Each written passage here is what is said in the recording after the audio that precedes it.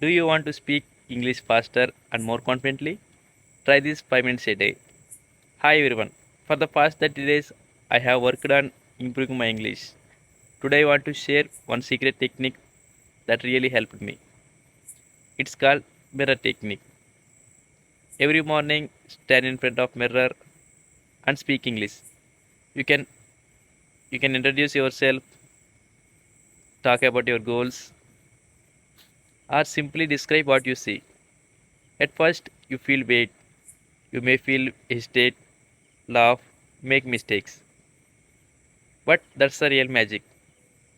You learn how your mouth moves, how your expressions change. But slowly, confidence becomes natural. Because when you speak to yourself without fear, you can speak to anyone. So try this today.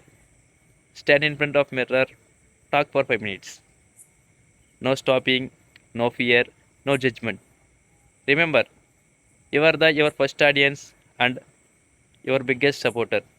If you want more tips like this, follow me because we were just getting started.